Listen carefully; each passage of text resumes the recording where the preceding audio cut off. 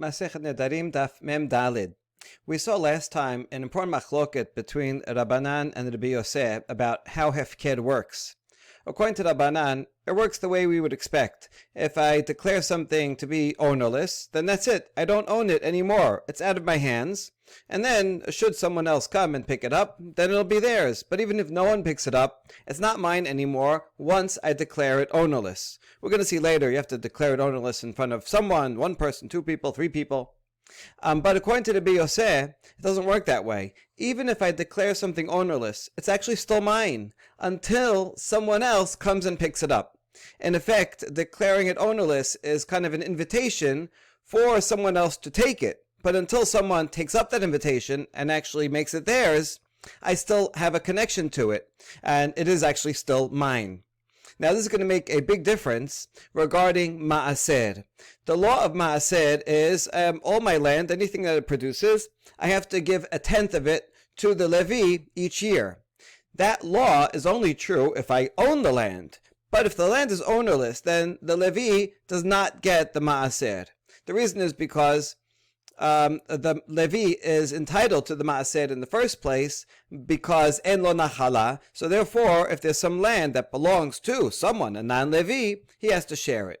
But if there's land that's not ownerless at all, well then everyone has an equal share to it, right? It's ownerless. Anyone can come and take from it. And so in that case, the Levi has no 10th ownership on it. Now, the 10th entitlement to take from it. Now, this law of hefked, here's the interesting thing. It applies even if it's not hefked the whole year. Even if it's hefked only for a few minutes, then the entire requirement to give ma'aser for that season goes away. So here's the thing. Here's what I could do. If I own a field and I don't really want to give a tenth to the Levi, I'd rather keep it for myself. So here's what people would try to do. They'd go and say, oh, my field is ownerless. And then 5 minutes later, they would say, I'm taking it back, right? No, I'm taking it back. I'm claiming it. I made it ownerless, and now I'm going to claim it. And by doing that, they can use a kind of loophole, a deceitful loophole, to get out of taking ma'aser. And that's going to become an issue we're going to see in this opening baraita. All right, so we have a baraita. It's going to have two parts. We're going to try to figure out who was the author of this baraita. Is it Rabbanan or Rabbi Yosef? And we're going to conclude that it could go both ways. Ula is going to say it's Rabbanan. Resh Lakish is going to say it's actually Rabbi Yosef. And they'll have to each figure out all the details. So here we go. Tanya, hamafkir et sadehu kol shelosha yamim yachol lachazor bo. If someone says, my field is ownerless, for 3 days they can undo that hefker status, and they could actually take it back, make it their own.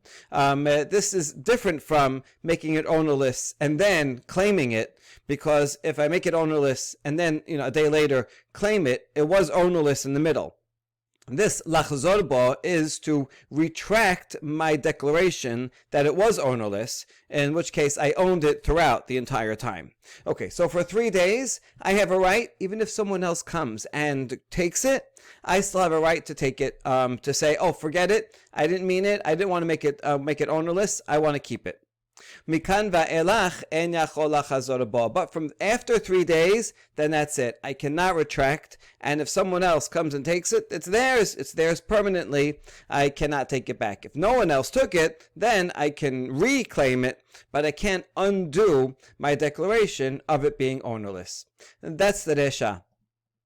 The sefa is Amar teher sadeh zo mufkeret liyom echad, leshabbat achat, lechodesh echad, leshana achat, leshavua achat, ad shelo zacha ba ben hu ben acher yachol lachazor bo. If I gave a time limit to the ownerless status, I said my field will be ownerless for 1 day. In other words, people will have an opportunity to come and take it, but only for 1 day. If no one claims it after 1 day, then it reverts back to me. So it's kind of a conditional conditional hefker. You could do that for 1 day. You could do it for 1 week, or for a month, or for a year. Shavua means for 7 years, right? You could say this is ownerless for 7 years, and then if someone takes it within 7 years, it'll be theirs. If not, then it'll be mine again. So ad shelo zacha ba, and before anyone takes it, I can take back my hefker. So even within that, let's say a week, within the week, before anyone comes and takes it, I can change my mind and say, you know what, I don't want it to be ownerless anymore. I'm retracting my statement, and therefore it was in my possession the entire time. However, once someone does take it, let's say it's within, I say it's hefker for a week, and someone takes it on the third day of the week, then whether someone else takes it or whether I claim it for myself, it is ownerless, but I can go and claim it, then I cannot retract. So that makes a difference. If I made it ownerless for a week and I myself claim it on the third day, that means it was ownerless for those 2 days. So therefore, it would be, you would not have to bring ma'ased on it. Whereas if I let the whole week out, or if I change my mind in the middle and during that week and say I didn't want to make it ownerless, or no one takes it for the whole week, then the ownerless declaration is null and void, and therefore it was mine the entire time. Since it was mine the entire time, I would have to bring ma'aser. Okay, that is the baraita. One more, mishezacha ba ben hu ben acher en yachol lachazor bo. However, once someone does take it, whether I took it or someone else took it, I cannot change my mind, right? That means that even if I made it ownerless, and then after 2-3 days, I take it myself. So then I cannot change my mind of the original declaration of it being hefker. Right? So in that case, there was an interruption of its ownership for a couple of days. And so I owned it, then I didn't own it for 2 days, then I claimed it. And once I claim it, at that point, I cannot undo the original hefker. All right, so that's all that is the sefa. Now we're going to analyze this and ask, Resha Rabbanan v'sefa Rabbi Yoseh. The first half of this baraita looks like it's following Rabbanan. Rabbanan, the one that said that if I declare something ownerless, then it's gone. It's out of my hands, so I can't take it back. So the Resha that said that after 3 days, en yachol lachzor bo, I can't take it back. That sounds like Rabbanan, because if it was Rabbi Yoseh and it's still mine as long as no one else took it, so then what would be the problem? How come after 3 days I can't take it back? So this looks like it is Rabbanan. Now the truth is that even within the Resha, we have the first 3 days where it says I can take it back, and that part of it is easier to explain according to the Rabbi Yoseh. Rabbanan are going to have to explain how come even after the first day, on the first day, when I make it ownerless, how can I take it back? Okay, so even that we're going to have to explain according to Rabbanan. But anyway, most of the Resha, which is most of the time after 3 days, says I can't take it back. That sounds like Rabbanan. Once I make something ownerless, it is not mine anymore. I can't take it back. And the Sefa looks like it would be the opinion of Rabbi Yoseh, because in the Sefa says that for all that time I declared it hefker for a week or for a year, as long as no one else took it, I can retract. Right, because it's still mine. Once someone else took it, that makes sense. Even according to the Rabbi Yoseh, once someone else takes it, that's it. It becomes theirs. And that's why I can't take it back. But before someone takes it, I can retract my statement. That makes sense according to the Rabbi Yoseh. According to the Banan, once I make something ownerless, it's not mine. How can I go and just retract what the hefker status that I said? So we have a contradiction within this baraita. How are we going to explain it? So here's answer number 1. Amad Ola Sefa Name Rabbanan.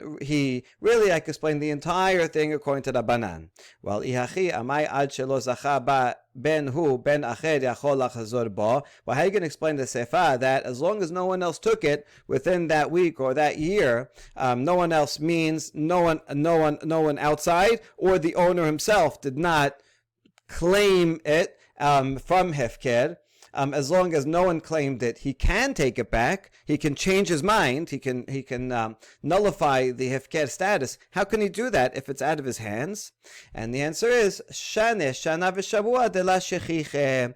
No, when you make a time limit on your hefker, that is an uncommon way of making it hefker. In fact, you're not really making it totally hefker. By putting a condition on it, a time limit on the hefker, you're saying, I don't want to really totally leave it out of my hands. I'd like to have some connection to it. And after a week, I want it back. By doing that, It's not completely ownerless. You don't mean to make it completely ownerless. It's basically just an invitation to say, I'm willing to give it as a gift if someone should come along and take it. But it's not really ownerless because it's going to become mine again after a week. So that's why, even according to Rabbanan, when you make this kind of clause, then it works like Rabbi Yosef, and you can take it back anytime. But if you don't put a time limit and you say this is ownerless, then that really means it's ownerless, and you would not be able to take it back. And so that would explain Ula.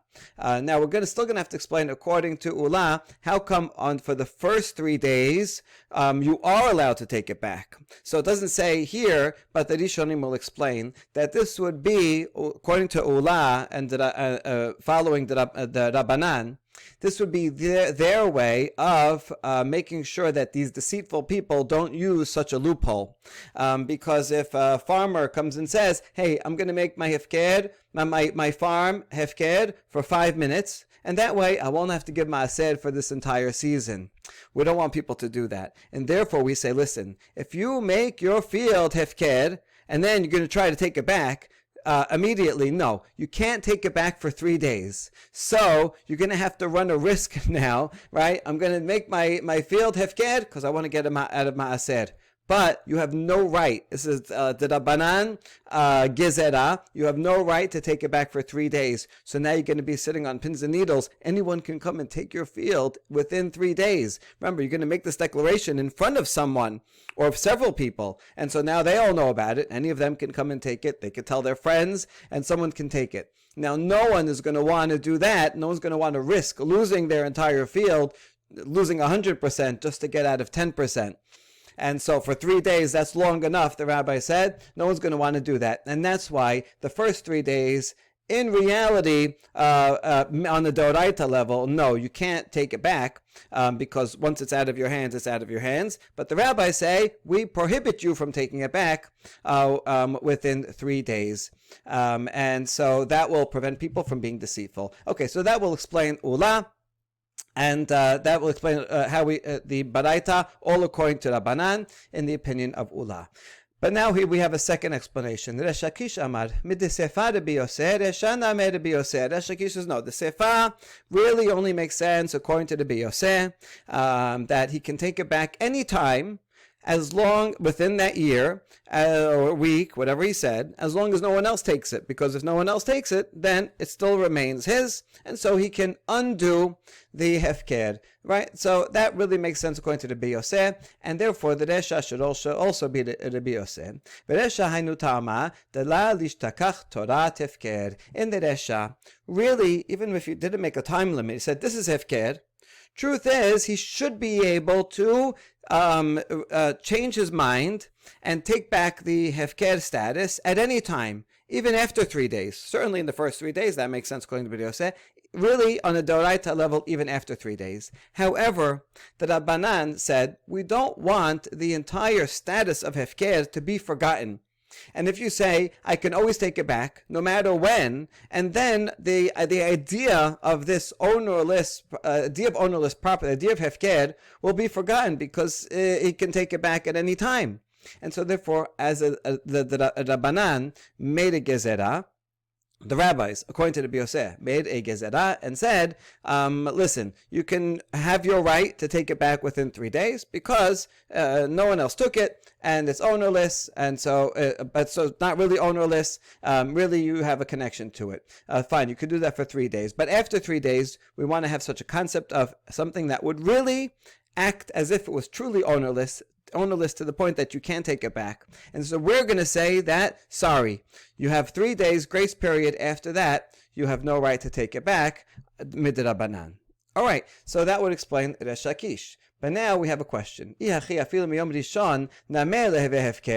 second, why give a 3-day grace period? What's that all about? Why don't you say even from the first day, make it hefker, truly hefker, because the rabbis say we don't want to forget the idea of hefker.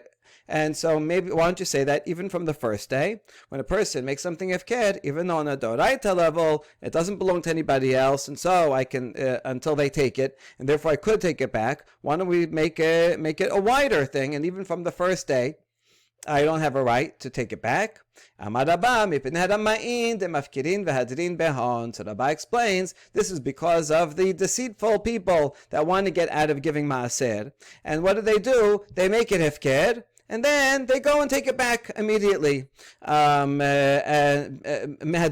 means it's ownerless, and then they receive it from its ownerless status. So that during that 5 minutes, however long, it was not theirs, so it was ownerless for that time, and therefore they don't have to give maaser at all during that time period. So, because we want to avoid swindlers, the rabbis delayed their gezerah, and they said, for 3 days, we're going to leave the deoraita law intact. The deoraita law, according to the Bioseh, is that even if I declare it ownerless, I can always take it back. And therefore, if it's not really, and it doesn't really become ownerless. So therefore, if I make it ownerless, and then go and just undo, and then take it back from its being ownerless, I didn't really do anything. It's just mine the whole time, and therefore I would have to give maaser. So therefore, the rabbi said, we'll leave the Doraita law as is, according to the Bioseh, and only after 3 days, when we're not worried about the swindlers anymore, because they're not going to want to let their field be out there for anyone to take for 3 days, because if someone takes it, even according to the Bioseh, it's gone, and right, you can't get it back. So after 3 days, then we'll kick in our D'Rabbanan law and say that this ownerless status is really ownerless, and now you cannot take it back. You cannot undo the ownerless status anymore, so that we will have the idea of ownerless status, the Torah hefker. All right, that is the opinion of Resh Lakish. Now, we have a question according to Resh Lakish. Hold on. Aval deoraita lahave hefker. What you're saying is that during that first 3-day period, if I do take it back, it's really not hefker, right? Because we're following the Bioseh, and when I made hefker, no one else took it, so it's still not anybody else. So it's not anybody else. It's still mine. So if I go and take it back, it's actually on the Doraita level not hefker, and therefore on the Doraita level requires maaser mid deoraita. Is that what you're saying? This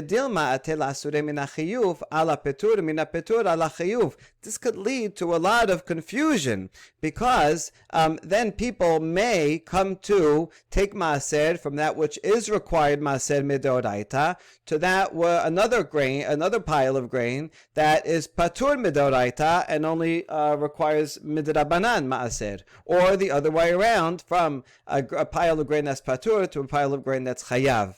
Right, so now this would be a big problem, because in general, if I have various piles of grain, I can always take maaser from one pile, and I say I'm going to take a lot from this pile, and that will cover that other pile. You can do that as long as they're at the same level. If they're all deoraita, all required maaser deoraita, I don't have to take a tenth from each and every pile. I could take a tenth from one pile, and that will cover, right, if it's 10% of all of the grain, of both piles, then that's sufficient. I don't have to take 10% from each pile. I could take 20% of this pile and 0% of the other one. Okay, so the general that I could do that if they're all on the Doraita level, or if they're both on the Rabbanan level, that's also okay. But if one's Doraita and one's the Rabbanan, and I take from the Rabbanan a grain for the Doraita, then it didn't work. The Doraita is still was at a Doraita level. No one took maaser from that. Or the other way around will also be a problem. And so here, this is going to lead to a problem at the Bioseh, because people are going to get really confused. They're going to think that this grain, this field that you made hefker and then you took back, they're going to think that actually it is hefker deoraita, and maybe it's the rabbis that said you're not allowed to take it back. So the rabbi said on the D'Rabbanan level it's not hefker, and therefore requires maaser midrabanan. But on the Doraita level, it is hefker, because most people may think like this would be like ula. And therefore, since people may think that, and therefore they're going to think that this grain is only required Rabbanan, they're going to take from this grain that you made hefker and took back, and they're going to use that to take maaser on another pile that's only Rabbanan.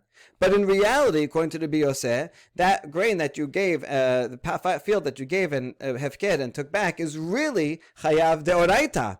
And it's only the Banan that said you're not allowed to do that. And so this is going to lead to a confusion, and really it would be a problem. Aren't you worried about that, Resh Lakish?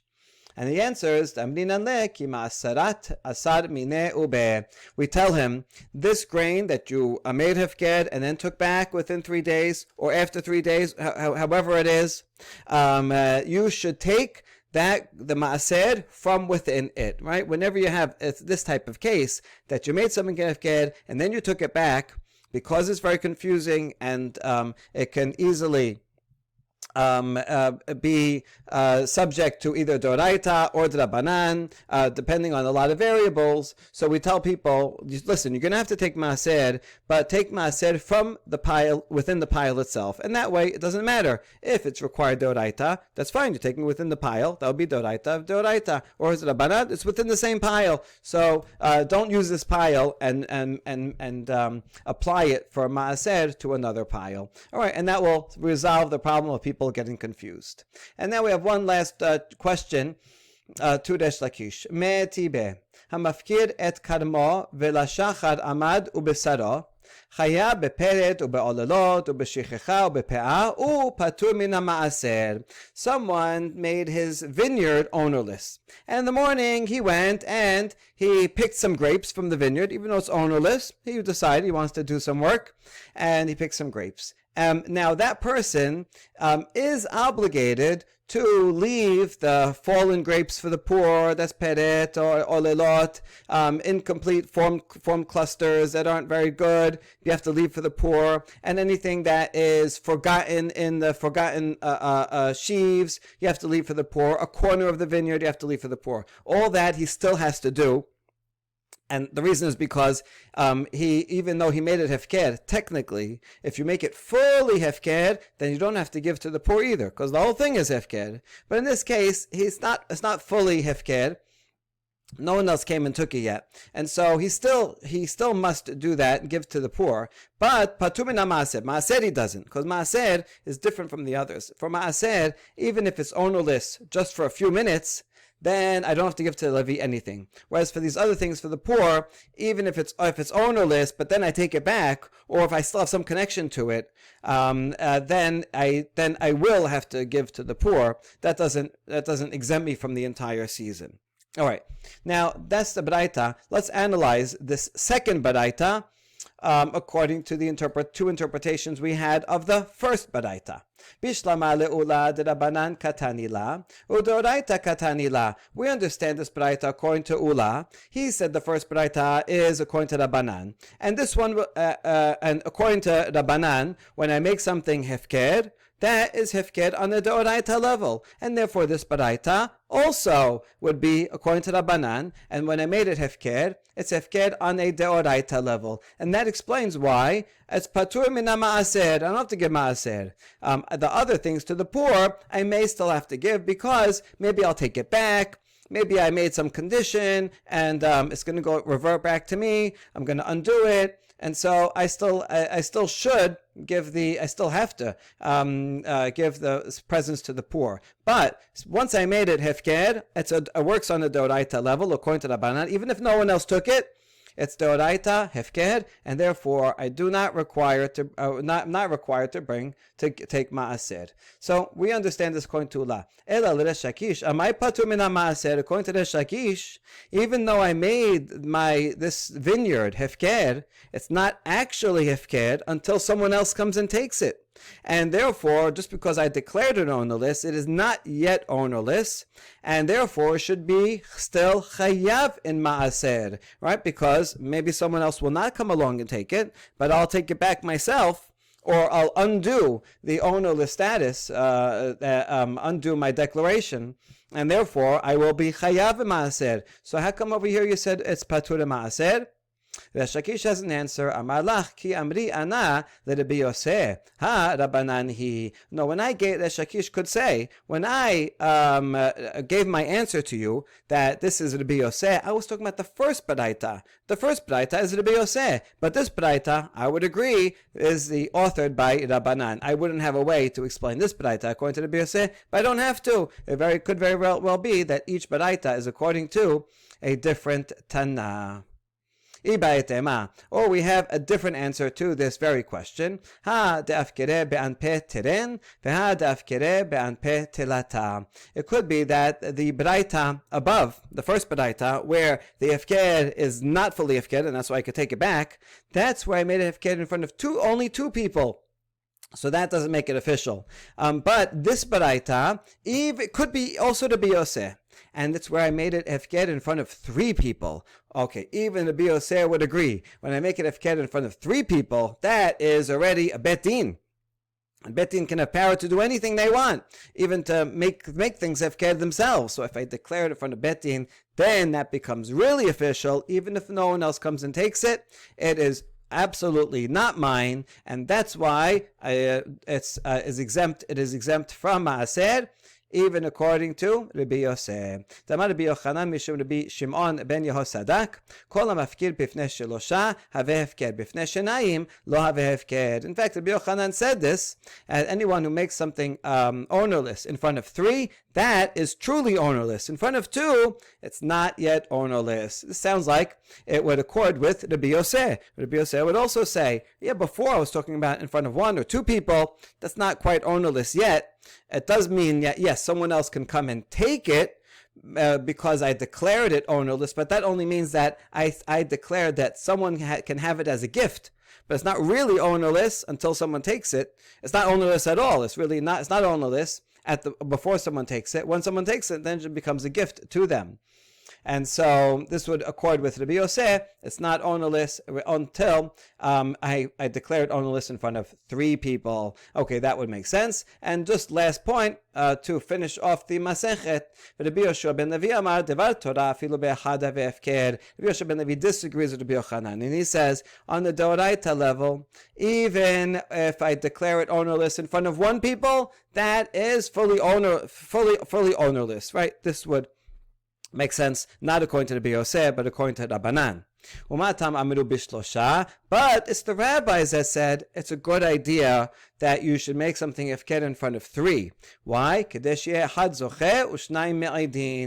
that there'll be one person who can take possession of it, and two people that will testify that it was ownerless. Because if you don't have two people testifying, then it's going to lead to fights later. I said it, I didn't say it, I saw you say it. You have two witnesses, then you know it's for sure.